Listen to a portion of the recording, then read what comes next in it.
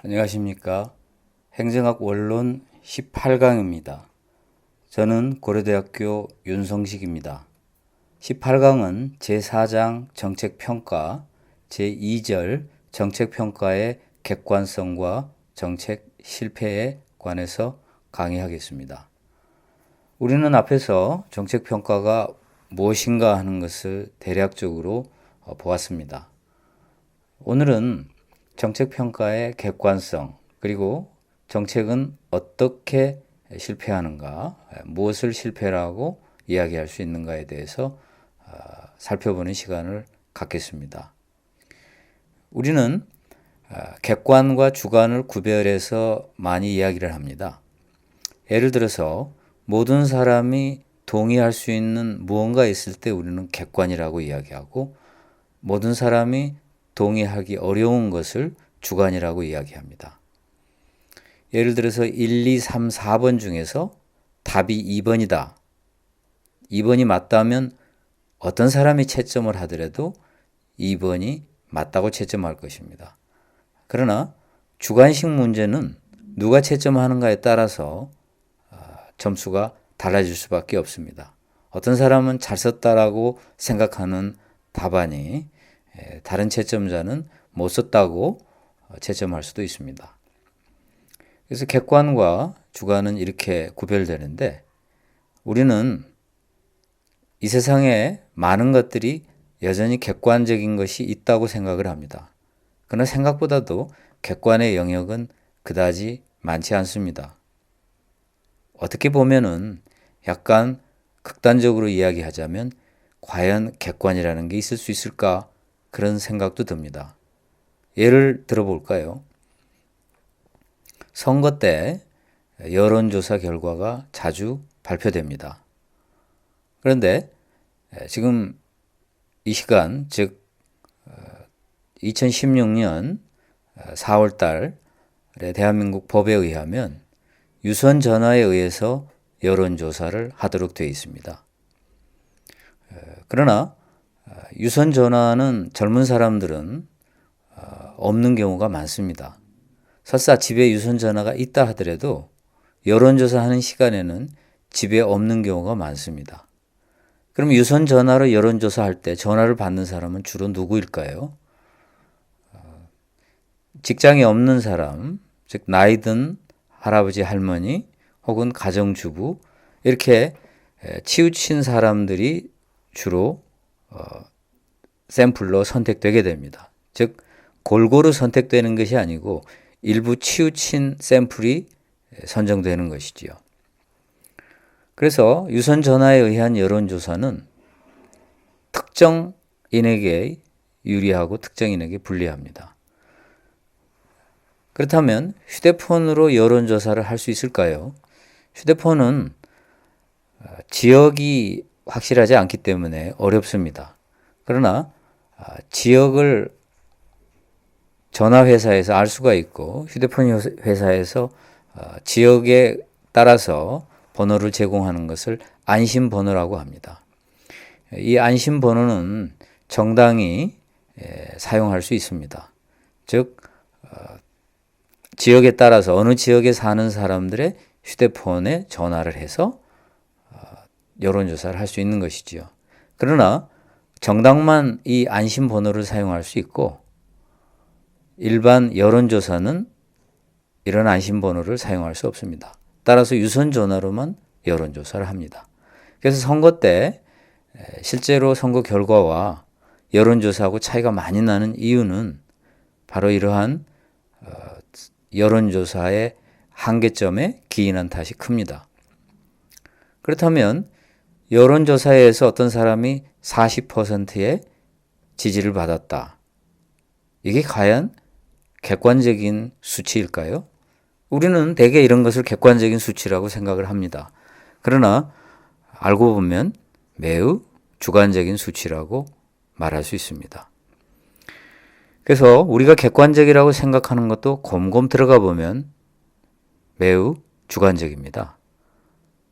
따라서 정책 평가에도 객관성이 있을 수 있는가 하는 질문에는 사실 객관성을 갖기가 어렵다라는 뜻을 내포하는 것입니다.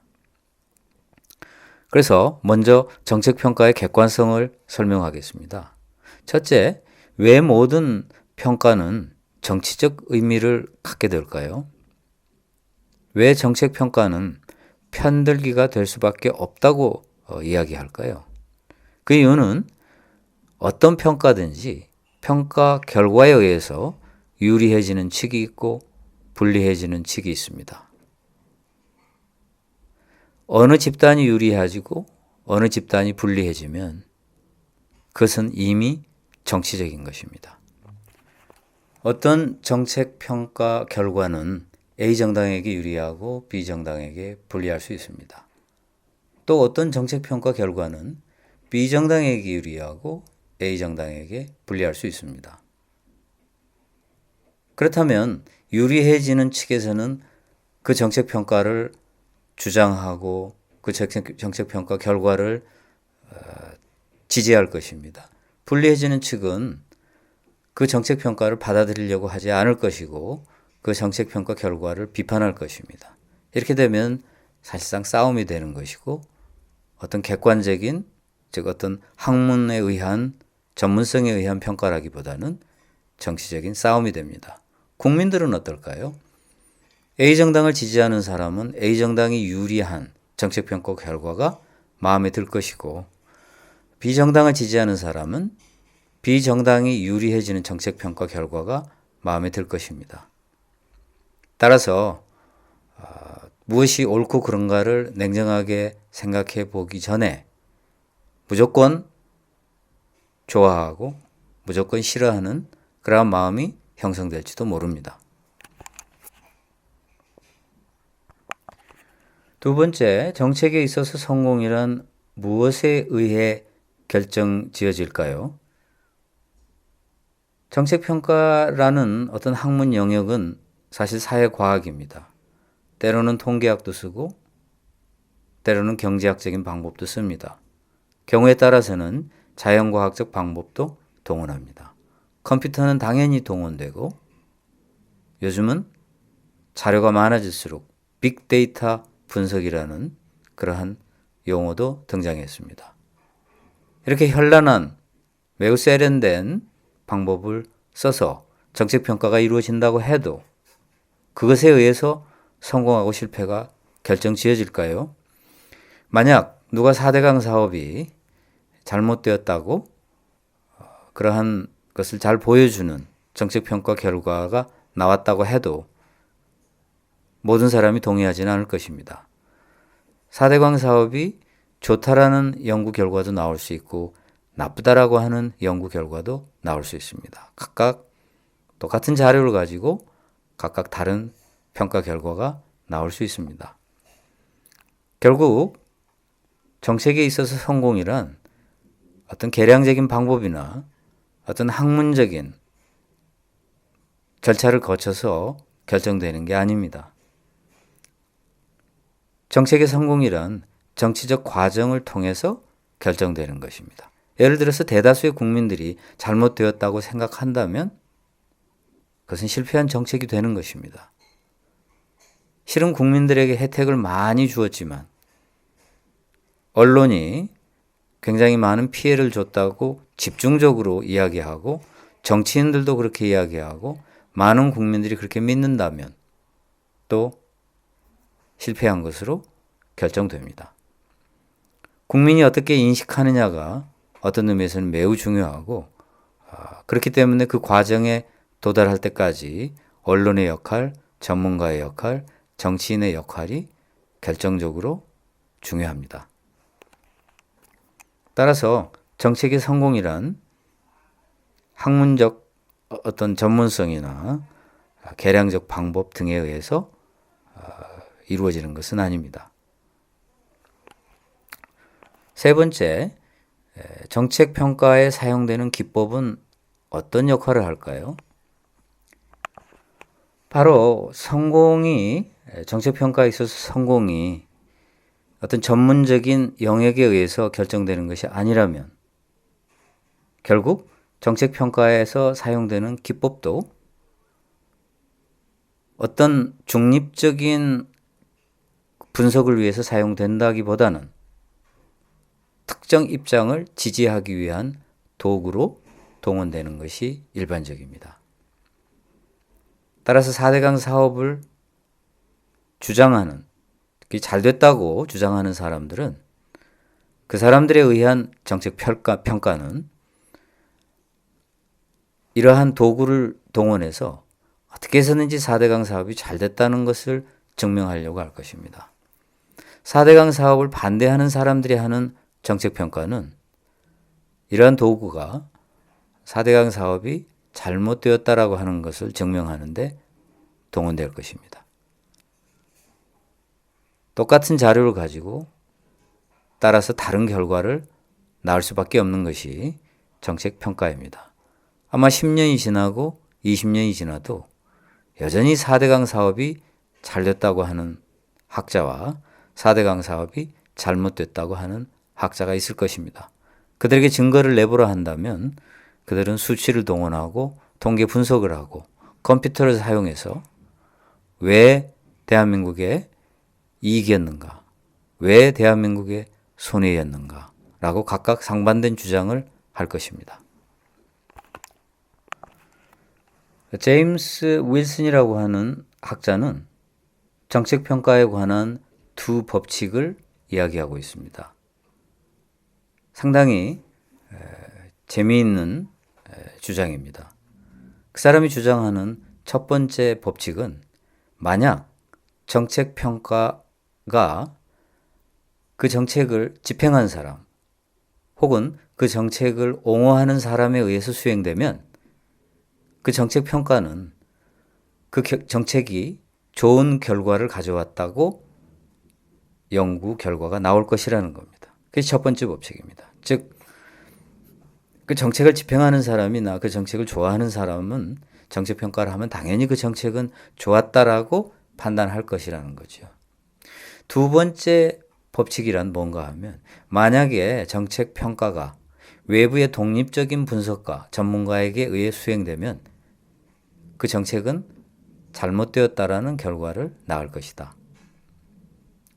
상당히 정책평가의 현실을 아주 시니컬하게 냉정하게 보여주는 재미있는 두 가지 법칙이 아닐 수 없습니다. 따라서 일반적으로 외부 사람이 독립적으로 정책평가를 하게 되면 아무래도 문제점이 더 많이 보이게 되고 잘한다라고 하는 평가 결과가 나오기는 매우 어렵다는 것이죠. 그러나 그걸 집행하는 사람, 또 그 정책을 옹호하는 사람에게 정책평가를 맡기면 당연히 그 정책은 좋은 정책이었다 이렇게 평가할 것이라는 주장입니다. 로시라는 사람도 정책평가의 어떤 법칙, 불변의 법칙을 이야기하고 있습니다. 즉, 그 사람이 말하는 불변의 법칙이란 뭔가 하면 정책평가의 기법이 좋으면 좋을수록 정책이 좋은 정책이었다라고 결론 짓기는 매우 어렵다. 즉, 방법이 좋으면 좋을수록 그 정책은 실패했다, 나쁜 정책이다 라고 결론 짓기가 쉽다는 것입니다. 따라서 정책이 성공하기 어렵다라는 그러한 말도 되지만 또 정책평가가 갖는 속성을 이야기하기도 합니다. 어차피 누군가 평가하는 사람은 잘했다라고 평가를 한다면 사람들에게 수용되기가 쉽지 않습니다. 마치 언론이 어느 정부 부처가 굉장히 잘했다라고 하는 기사를 쓰면 사람들이 거들떠 보지도 않을 것입니다. 그러나 어느 부처가 잘못했다라는 기사를 쓰면 많은 사람들이 붕괴하고 관심을 가질 것입니다. 어쩌면 정책평가도 이러한 속성을 가지고 있는지도 모릅니다. 그래서 언론사에 있는 사람들은 그렇게 이야기합니다. 어디가 잘했다라고 하는 기사를 쓰기는 매우 어렵다. 그 기사를 쓴다 하더라도 편집 부장에 의해서 그것이 채택되기는 더욱 더 어렵다. 그러나 뭐가 잘못됐다라고 하는 기사는 자신만만하게 쓸 수 있고 채택될 확률도 훨씬 높아진다. 다섯 번째, 정책평가는 진실의 규명이 아니다 라는 설명을 제17강에서 했습니다. 그렇다면 정책평가는 주로 어떤 역할로 많이 사용될까요? 어떤 사람들은 방어할 수 있는 해석의 제공에 머문다. 즉 진실의 규명이 아니고 어떤 한 사람, 또 어떤 다른 사람에 의해서 사용될 수 있는 방어 도구에 불과한 것이 아닌가 그런 이야기를 합니다. 따라서 정책평가란 앞에서도 봤듯이 어떤 정책에 대해서 편드는 것을 피할 수 없기 때문에 그것은 정치적인 과정이 되는 것이고 결국 누군가에 의해서 방어 수단으로 쓰이게 된다는 것입니다. 유리한 사람은 그 정책평가 결과를 이게 바른 정책평가다라고 사용할 것이고 그 내용을 방어할 수 있는 도구로 당연히 사용하겠지요. 그래서 여섯 번째, 학습하고 교육하는 과정이 중요합니다. 이것도 앞에서 설명을 했습니다. 결국은 객관성이 없는 정책평가란 객관성이 없는 것이기 때문에 우리가 여기서 뭔가를 배우는 것이 더 중요하다. 그래서 객관적인 진실을 규명하는 과정은 결코 될 수 없다. 모든 이해관계자가 평가의 전 과정에 참여하고 그리고 협조하는 일종의 이건 협상이다 그렇게 이야기합니다. 따라서 많은 사람이 참여해서 협조하는 일종의 협상이다.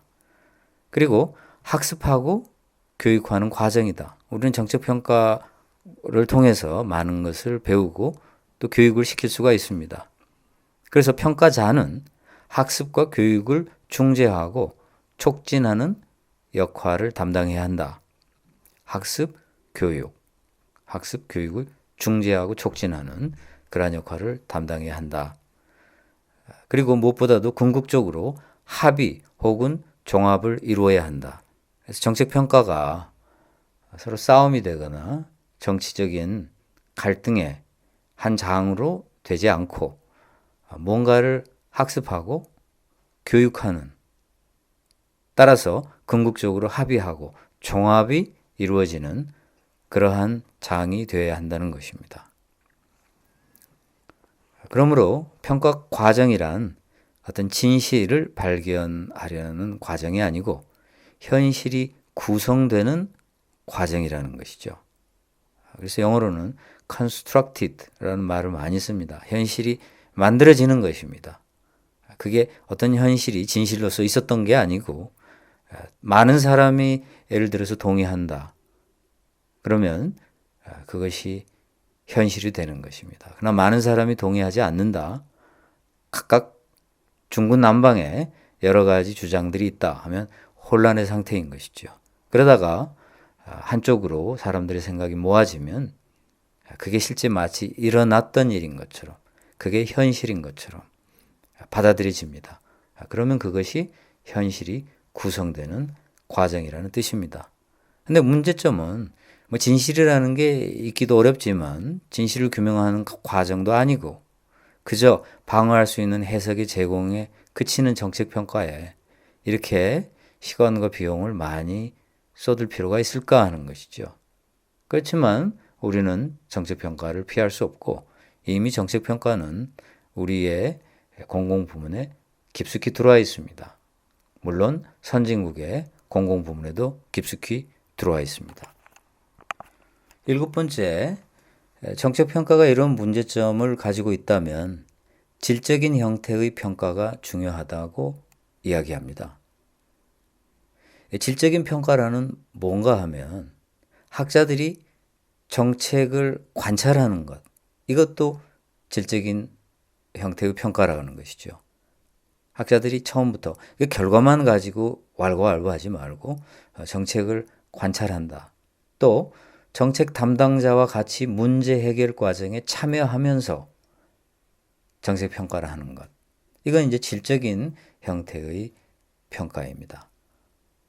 따라서 이 정책이 집행된 후에 사후에 그 정책에 관한 여러 가지 통계 자료를 가지고 개량적으로 조사한다기보다는 즉 양적으로 조사한다기보다는 학자들이 정책 집행을 관찰하고 실제로 정책 담당자와 함께 문제 해결 과정에 참여해서 같이 해보는 것, 그것이야말로 매우 중요한 질적인 형태의 평가라고 말하는 것입니다. 여덟 번째, 정책 평가를 할 때 정책 의제 설정, 즉 문제를 어떻게 정의했는가, 그것부터 평가해야 될까요? 아니면 그것은 건드리지 않고 그 이후부터 평가해야 될까요? 예를 들면 우리는 흔히 문제가 문제다 그런 이야기를 많이 합니다.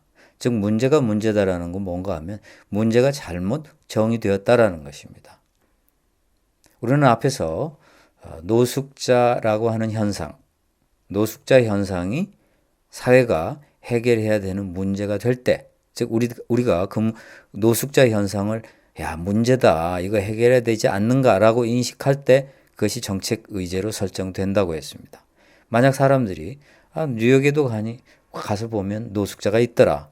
그러니 뭐 이건 문제될 게 없다라고 생각한다면 문제가 안 되는 것입니다.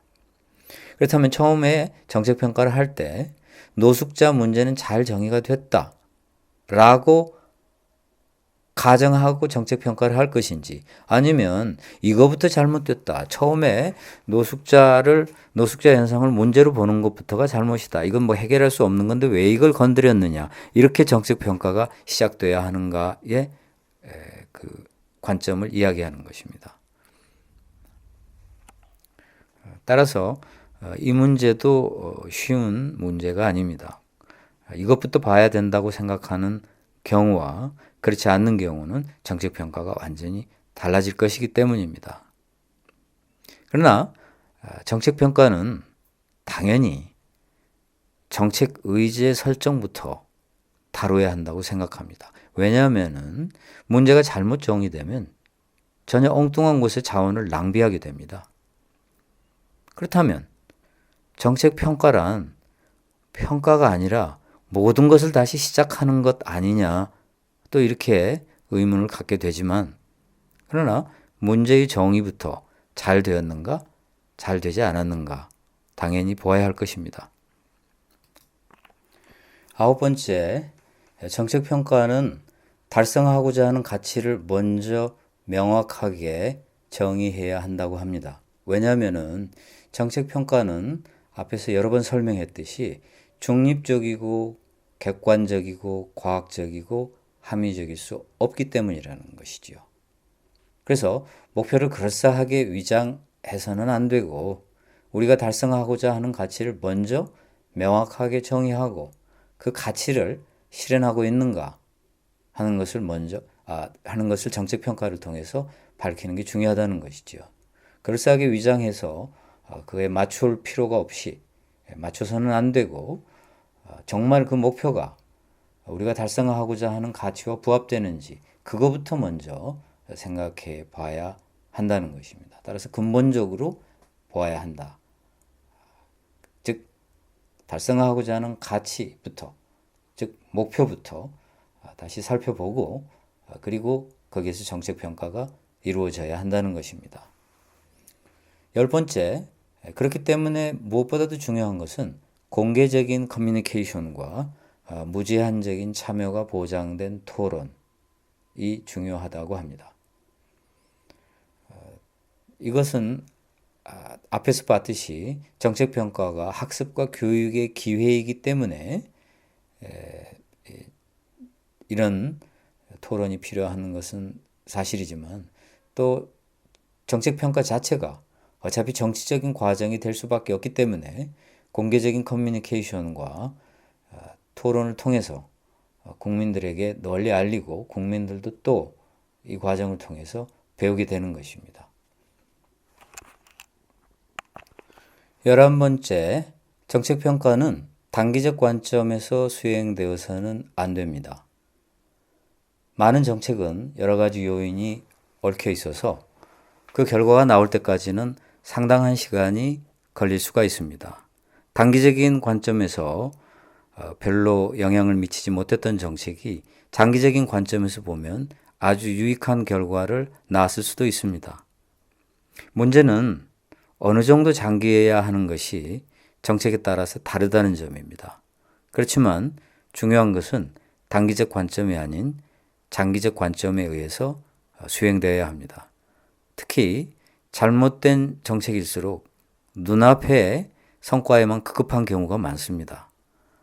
이럴 때 단기적인 성과만 측정한 뒤에 이 정책은 참 잘 됐다라고 결론을 짓게 되면 많은 정책들이 단기적인 그런 관점에서만 결정이 되고 집행될 것입니다. 12번째, 정책 평가는 따라서 우리가 봤듯이 가치를 반영하고 정치를 반영하고 권력을 반영합니다. 정책평가를 비판하는 사람들은 정책평가가 국가가 조직과 사람들에 대한 통제를 강화하는 수단이라고 주장하기도 합니다. 얼핏 들어보면 좀 너무 좀 극단적인 주장이 아닌가 이렇게 생각되기 쉬운데요. 실제로 우리는 정책평가를 하면 많은 부처와 그 부처에서 일하는 공무원들이 꼼짝을 못하게 되고, 그리고 정부가 정책평가를 어떻게 끌고 가느냐에 따라서 국민도 영향을 받게 되기가 쉽습니다. 따라서 이러한 주장도 전혀 엉터리는 아니다 이렇게 볼 수 있습니다. 그러므로 정책평가에 대해서는 반대하는 입장도 있고, 그러나 그럼에도 불구하고 정책평가는 우리에게 유익한 그러한 결과를 가져온다. 따라서 찬성하는 입장도 있습니다. 우리는 정책평가의 유용성에 관한 사례를 하나 보면서 정책평가가 객관성을 유지하기는 어렵지만, 그러나 우리에게 여전히 중요하다는 것을 한번 공부할 필요가 있습니다. 하와이의 광견병 예방 사업을 설명하겠습니다. 하와이는 섬나라입니다. 따라서 육지로부터 어떤 질병이 건너오지 않을까 해서 많은 걱정을 하는 그러한 미국의 주라고 할 수 있습니다. 따라서 하와이 정부는, 주정부는 육지로부터 개를 데리고 오는 그러한 사람들을 조사해서 그 개를 120일 동안 주인과 분리해서 정부가 격리를 합니다. 그리고 120일 동안 광견병이 발병하지 않으면 그 개를 주인에게 돌려주는 것이죠. 적어도 하와이에 120일 정도 이상 머무는 사람들이라면 아주 부자들일 것입니다. 그래서 이거는 아주 매우 어떻게 보면 좀 매우 특정한 방법이라고 볼 수가 있지요.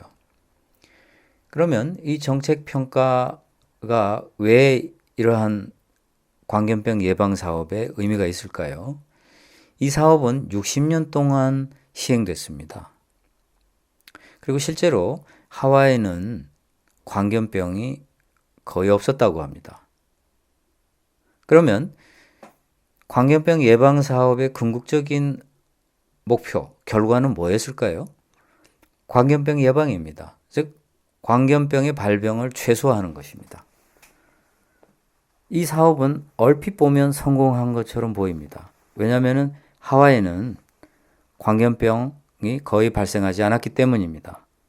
그렇다면 60년 동안 진행된 이 광견병 예방 사업은 매우 성공적인 사업이었다 이렇게 생각할 수 있습니다. 즉, 이 사업은 투입으로 만들어낸 산출이고 궁극적인 결과, 의도했던 목표인 광견병 발병 최소화, 광견병 예방은 성공적으로 수행됐다고 생각할 수 있습니다. 그러나 실제로 정책 평가를 해보니 60년 동안 광견병이 발병한 경우는 거의 없었다는 것입니다. 이렇다면 이 사업은 할 필요가 없었던 것이지요. 60년 동안 광견병 예방 사업을 했던 것, 이것은 예산의 낭비에 불과했습니다. 그럼 왜 그랬을까요? 적어도 육지에서 하와이로 놀러 오면서 개를 데리고 올 정도라면 굉장히 부유한 사람들입니다. 부유한 사람들은 개를 키우면서 개에 필요한 여러 가지 예방접종을 소홀히 하지 않는다고 합니다. 그렇다 보니 광견병 예방주사는 전부 마쳤다는 것이죠. 그래서 쓸데없는 짓을 한 것입니다. 즉 산출과 결과 사이에 인과관계가 전혀 없었던 것입니다. 즉 광견병 예방이라고 하는 궁극적인 목표, 의도한 결과는 광견병 예방 사업이라고 하는 산출에 의해서는 별로 영향을 받지 않았던 것입니다. 즉 인과관계가 없습니다. 이 예방 사업과 광견병 예방에는 인과관계가 없습니다. 광견병을 줄이려면 다른 방법을 썼어야 했거나 혹은 이미 하와이 주민들이 광견병 예방에 관해서 충분한 조치를 취하고 있었기 때문에 정부가 별로 해야 될 일이 없었을지도 모릅니다. 여튼 이 사례를 보면 정책 평가가 객관적이 못하다고 하지만 물론 그러한 정책도 많지만 또 유용한 그러한 영역도 많다는 것을 우리는 알 수 있습니다. 다음으로 정책 실패를 설명하겠습니다. 정책은 어떤 경우에 실패했다고 우리가 판정할 수 있을까요? 즉 결론 지을 수 있을까요? 첫째, 목표를 달성하지 못하면 실패라고 봐야 하는지 한번 생각해 볼 일입니다. 즉 목표, 의도했던 것과 실제로 달성한 결과 사이에 괴리가 있으면 실패했다고 보는 견해가 있는데요.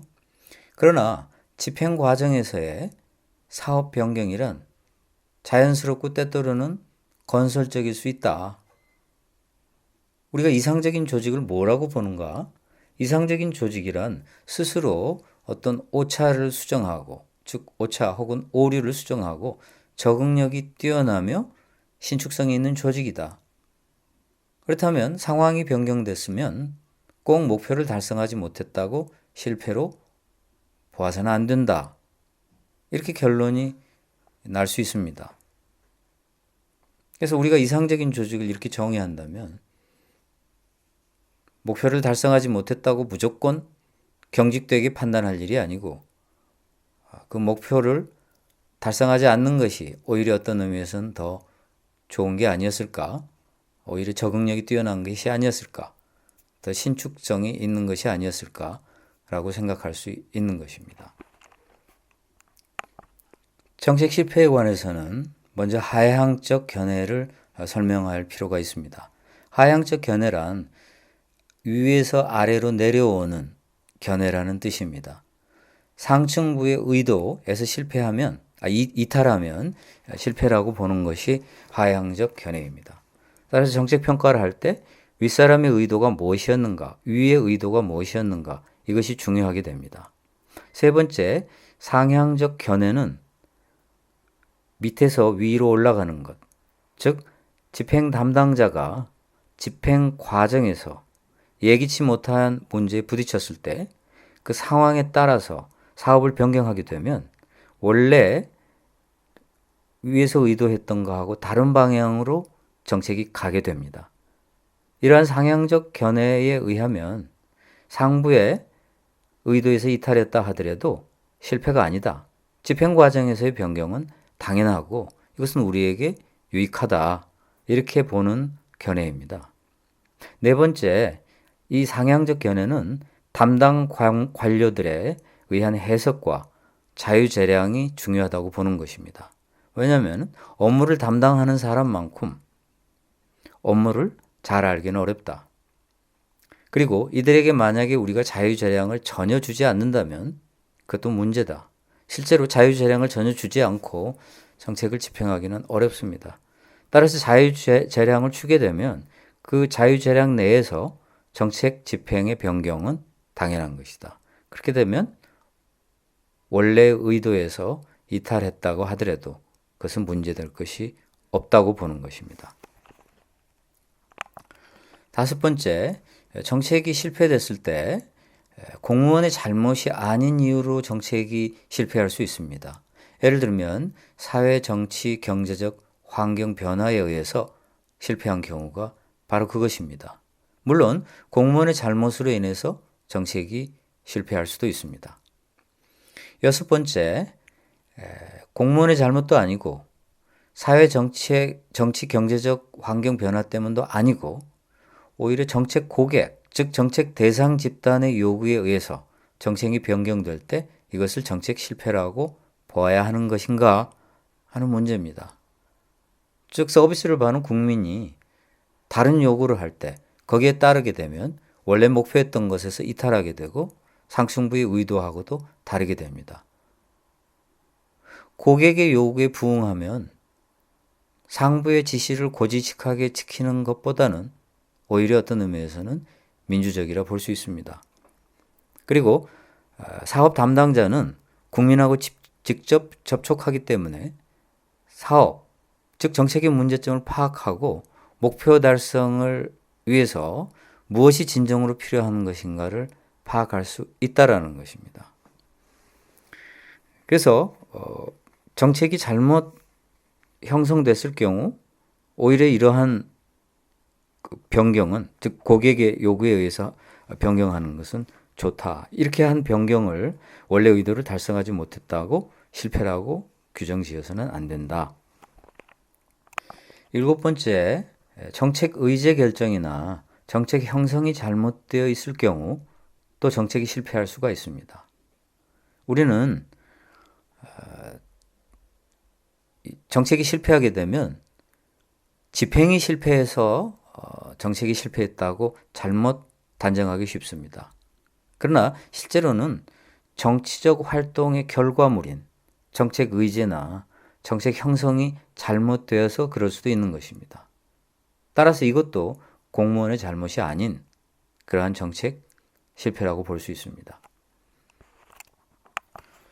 정책 의제 설정이나 정책 형성이 잘못된 그러한 사례로서는 정책의 내용이 결함이 많아서 성공적인 집행이 사실상 처음부터 불가능한 경우가 그 대표적인 사례입니다. 또는 공무원들에게 불가능하거나 매우 어려운 것을 요구하는 정책도 있습니다. 그건 아주 처음부터 잘못된 것입니다. 또 어떤 경우는 상징적인 의미를 가지고 있을 뿐 결코 해결될 수 없는 문제를 위한 정책이 있습니다.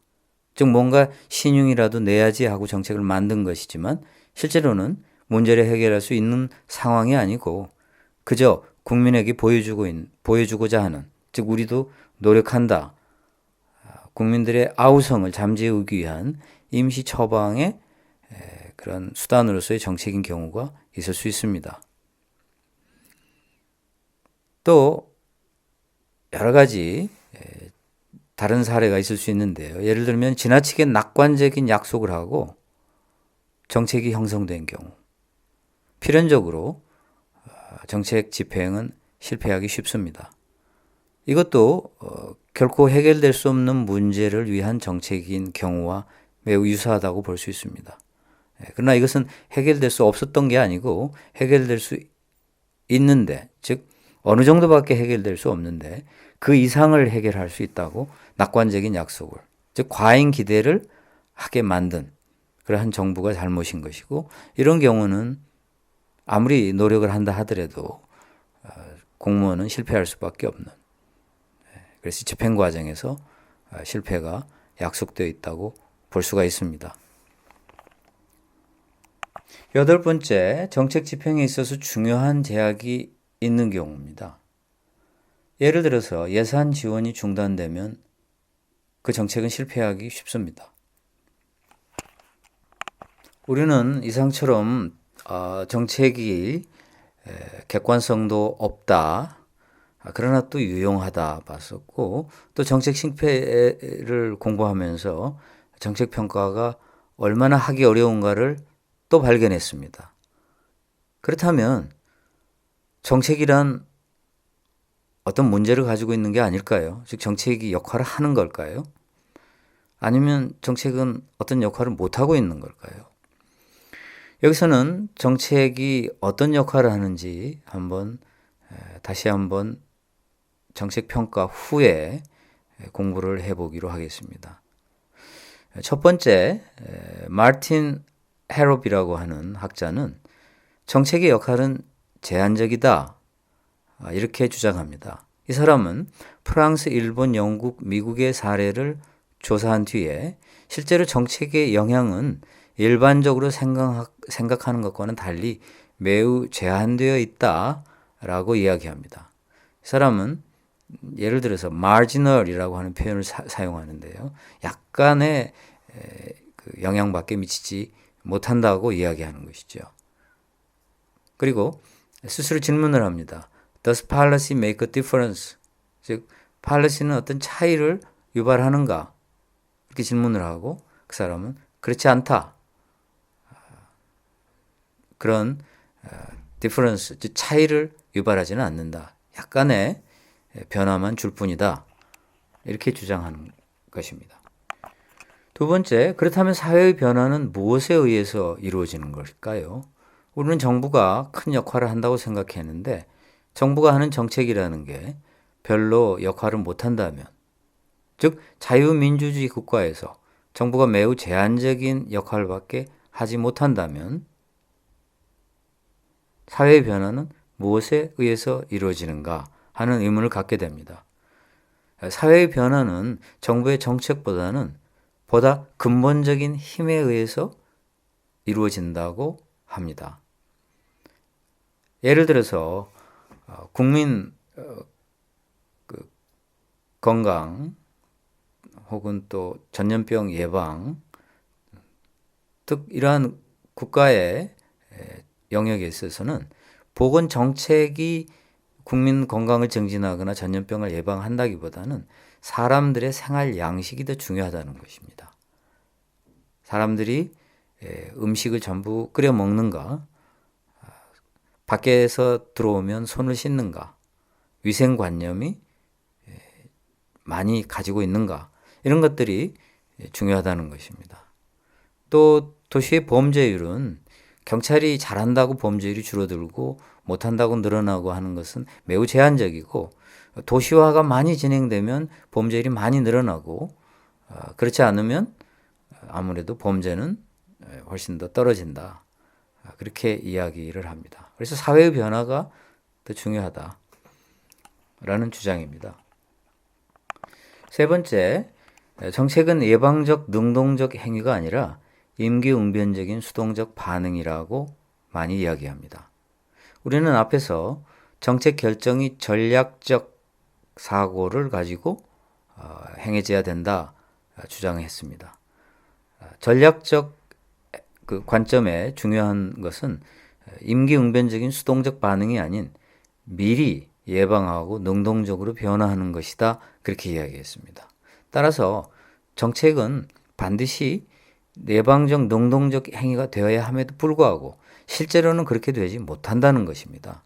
즉 정부가 아주 여유 있게 우리가 먼저 무엇으로 변해야 될 것인가, 어떻게 변해야 될 것인가, 이렇게 해서 스스로 선택해서 변한다기보단 그저 사고 터지면 그거 막기 위해서 뭔가 정책 내놓고, 국민들이 아우성치면 뭔가 조용히 만들기 위해서 해결책을 제시하고 하는 수동적 반응에 불과한 그런 정책이 대부분이라는 것입니다. 그러나 네 번째, 정책의 역할이 제한적이라는 주장에 반대하는 의견도 물론 있습니다. 예를 들어서 마이클 포터 같은 학자는 정부 정책은 분명 국가의 이익에 기여한다. 때로는 매우 긍정적으로 기여하기도 하고 때로는 부정적으로 나쁜 영향을 미치기도 한다. 그래서 정책의 역할이 제한적이 아니다. 즉 마지널하지 않다. 그렇게 주장을 합니다. 또 핫산이나 내쉬, 셀텐 같은 학자들은 주장하기를 정부의 정책은 경제 성장을 분명 촉진한다. 특히 신뢰와 협조를, 협력을 증진함으로써 경제 발전을 촉진하는 그러한 역할을 한다. 그렇게 주장을 하기도 합니다. 아까 우리 보건 영역에서는 정부의 보건 정책은 별로 영향을 미치지 못하고 사람들의 생활 양식이 중요했다. 그렇게 이야기를 하지만 실제로 연구를 보면 19세기 초와 20세기 초에 보건 정책은 획기적으로 수명 연장에 기여했다고 합니다. 그래서 그때 천연두 예방 주사라든가 그런 것들은 굉장히 사람들의 수명을 증진시켰습니다.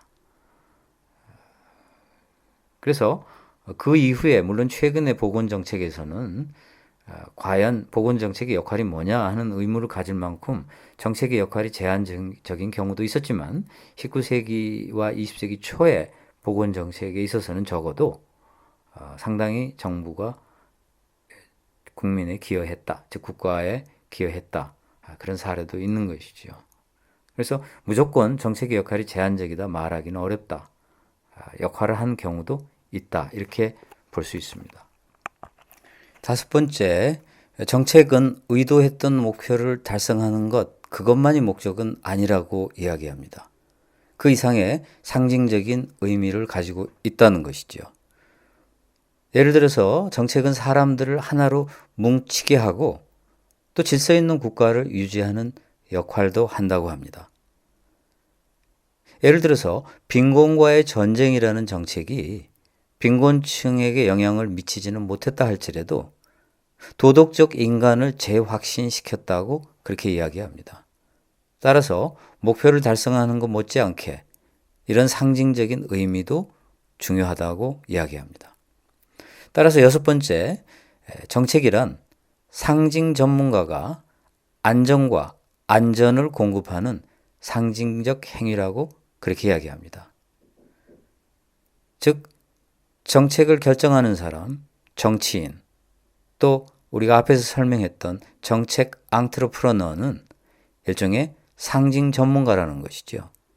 그래서 불확실하고 불안정한 세상에 안전과 안정을 공급함으로써 어떤 사회적 의식을 수행하는 것이다. 마치 우리가 제사를 지내고 축하를 하고 잔치를 하듯이 정책이란 그러한 사회 의식이다. 소셜 리추얼이다. 그렇게 이야기합니다. 따라서 정책은 상징적 행위로서의 역할을 가지고 있다고 이야기합니다. 우리는 인간의 생활이 비합리적인 것에서 적응해서 살지만 이 정책이란 비합리적이고 예측 불가능한 세상에서 합리성을 부여하는 방안이기를 원한다는 것이지요. 참으로 우리가 음미해 볼 만한 주장이라고 생각을 합니다. 따라서 정책은 어떤 합리적인 행위일 것이고 그것은 우리에게 불안한 우리에게 불확실한 세상을 사는 우리에게 뭔가 안정과 안전을 주는 사회 의식이다. 어떤 행사라고 볼 수가 있습니다. 일곱 번째, 그러므로 산출과 결과, 즉 무엇을 달성했는가 하는 것도 물론 중요하겠지만 참여와 커뮤니케이션이 더 중요합니다. 예를 들어서 우리가 어떤 잔치를 한다, 어떤 행사를 한다. 그럴 때 보다도 중요한 것은 일방적인 행위가 아니라 많은 사람이 참여해서 그 사회 의식을 보다 더 의미 있게 하고 또 커뮤니케이션이 이루어짐으로써 갈등이 해소되고 우리가 훨씬 더 불확실한 세상에서 합리성을 부여받는 그런 기회가 되는 것이 중요합니다.